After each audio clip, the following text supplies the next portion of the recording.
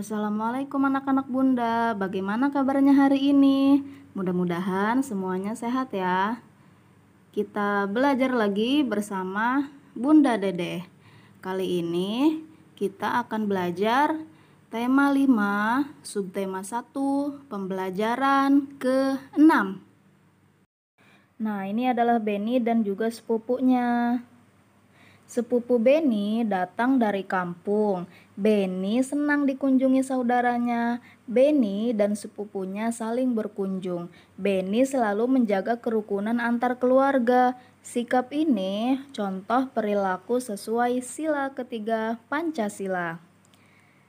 Nah, anak-anak, di sini kalian bisa melihat ada gambar di balik jendela, ada Beni dan juga sepupunya. Seperti yang sebelumnya, kita berlatih untuk membuat pertanyaan ya. Contoh pertanyaannya adalah sebagai berikut. Misalnya, sikap apa yang ditunjukkan Beni dan sepupunya? Dan jawabannya adalah sikap yang ditunjukkan Beni dan sepupunya adalah hidup rukun. Coba kita membaca teks ini ya. Kamu harus hidup rukun. Rukun dengan teman, rukun dengan anggota keluarga, rukun dengan tetangga. Hidup rukun merupakan contoh perilaku yang baik. Hidup rukun sesuai sila ketiga Pancasila. Nah, anak-anak masih ingat kan sila ketiga Pancasila itu berbunyi seperti apa? Persatuan Indonesia. Nah, kalau anak-anak hidup rukun dengan orang tua, teman-teman, bunda dan yanda, itu merupakan contoh dari pengamalan sila Pancasila ketiga. Nah, kita baca dulu ya. Beni, aku punya tugas dari guruku. Aku ingin mendiskusikan denganmu. Diskusinya selama libur di sini ya. Hidup rukun antar anggota keluarga. Ini contoh yang baik. Contoh ini sesuai sila ketiga Pancasila ya. Adakah contoh lainnya? Itu kata sepupu Beni. Kemudian Beni menjawab, kebetulan sekali, aku baru mempelajarinya. Selain itu, ada contoh lainnya. Seperti 1. Mengutamakan kepentingan keluarga. 2. Tidak memaksakan kehendak. 3. Saling menyayangi, saling menolong, saling menghormati, dan saling menghargai. Juga gotong royong di antara keluarga. 4. Menjaga dan memelihara harta benda keluarga. Nah, anak-anak Bunda juga harus begitu ya. Kalian yang masih punya orang tua, adik, kakak, saudara, sepupu, keponakan, itu kalian harus saling menyayangi dan saling menghormati. Nah, kali ini kita akan memberikan centang kepada gambar yang sesuai dengan pengamalan sila ketiga Pancasila, yaitu Persatuan Indonesia. Nomor 1, bertengkar dengan saudara itu bukan merupakan contoh pengamalan dari sila Pancasila ketiga. Jadi kita tidak mencentangnya. Kemudian ini gambar nomor 2. Bekerja sama membawa barang. Nah, kerjasama ini juga merupakan contoh pengamalan dari sila ketiga Pancasila dan kita beri centang. Gambar nomor 3, bekerja sama menyiram bunga. Ini merupakan contoh persatuan ya. Jadi ini merupakan pengamalan sila Pancasila ketiga. Kita centang lagi. Nomor 4, makan bersama. Bersama-sama itu juga merupakan contoh perilaku hidup rukun dan juga contoh persatuan. Nomor 5, belajar bersama. Nah, ini juga merupakan contoh pengamalan dari sila ketiga Pancasila. Kita centang lagi. Kemudian nomor 6, memberi hadiah. Nah, memberi hadiah ini juga merupakan contoh dari pengamalan sila Pancasila ketiga. Nah, anak-anak, di sini ada gambar Benny dan juga kakaknya sedang bermain bersama. Kita baca yuk. Benny sudah menerapkan sila ketiga Pancasila. Contohnya, Benny rukun dengan kakaknya. Benny bersyukur mempunyai kakak yang baik. Kakaknya sayang dan suka menolong. Kata Benny, aku sering bermain bersama kakak. Kakak juga sering menolongku ketika aku membutuhkan bantuan. Kakak memperhatikan kebutuhanku. Aku bersama kakakku sangat rukun. Aku dan kakakku saling menyayangi. Saling menyayangi antar anggota keluarga itu adalah merupakan contoh sila ketiga Pancasila. Ya, seperti Benny dan juga kakaknya ini saling menolong ya, saling membantu, saling menyayangi, menghormati. Nah, tiba-tiba Benny membuka jendela. Ternyata hari ini turun hujan. Benny menunggu hujan reda. Kemudian Benny nyanyi lagu tik tik tik bunyi hujan. Ayo kita tirukan bersama.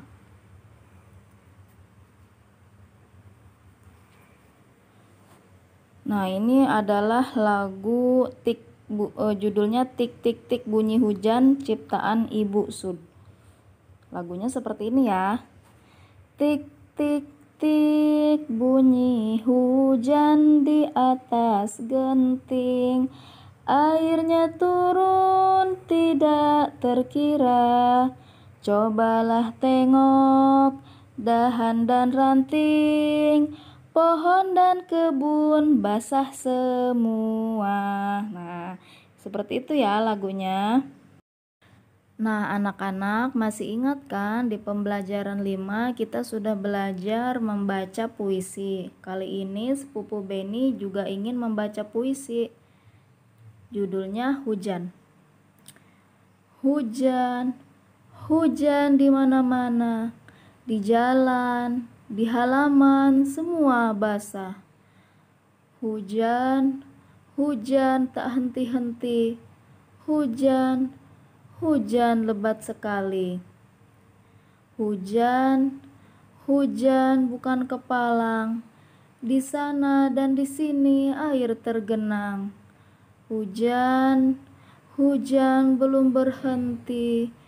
Hujan, hujan sepanjang hari. Setiap puisi itu mempunyai judul dan juga mempunyai bait, dan di setiap bait itu ada 4 baris. Seperti puisi ini ya, judulnya yaitu Hujan ya. Judulnya Hujan dan juga mempunyai 2 bait. Nah, bait ini seperti ini ya. Jadi hujan ini memiliki 2 bait dan di setiap bait itu mempunyai 4 garis ya. Ada 4 baris. Ya. Jadi jumlahnya ada 8 baris. Nah, selanjutnya kita akan mendiskusikan makna dari setiap kata yang terdapat pada puisi yang berjudul Hujan tadi. Contoh katanya ada basah ya. Maknanya yaitu mengandung air. Artinya mengandung air ya. Kemudian nomor 2 lebat. Lebat itu artinya deras dan banyak atau maknanya deras dan banyak. Dan juga nomor 3 kata berhenti itu artinya atau maknanya tidak bergerak ya. Kemudian nomor 4 kepalang. Kepalang itu artinya tanggung, tidak cukup, kurang ya. Dan juga nomor 5 katanya tergenang, artinya terhenti mengalir.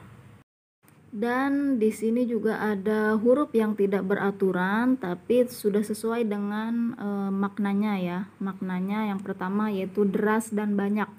Nah, berarti lebat, katanya itu lebat. Kemudian maknanya tanggung, tidak cukup, kurang. Artinya kepalang. Kemudian makna yang ketiga terhenti mengalir. Artinya tergenang. Dan juga makna yang keempat, mengandung air. Mengandung air itu katanya basah. Dan yang terakhir, tidak bergerak. Tidak bergerak itu artinya berhenti. Kamu telah belajar tentang puisi. Sekarang, perhatikan benda di rumahmu. Apakah di rumahmu ada penggaris? Penggaris seperti ini ya. Adakah meteran? Meteran seperti ini. Adakah jangka sorong?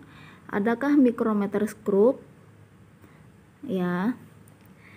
Dan di sini ada gambar Benny dan juga sepupunya. Kata sepupunya, lihat panjang jendela rumahmu.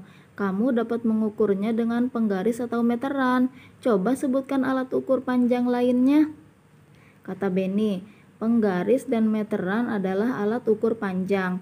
Alat ukur lainnya jangka sorong dan mikrometer skrup. Coba kita perhatikan gambar berikut. Sebutkan alat untuk mengukurnya. Jadi nomor 1 ada figura yang panjangnya melebihi penggaris, jadi menggunakan meteran.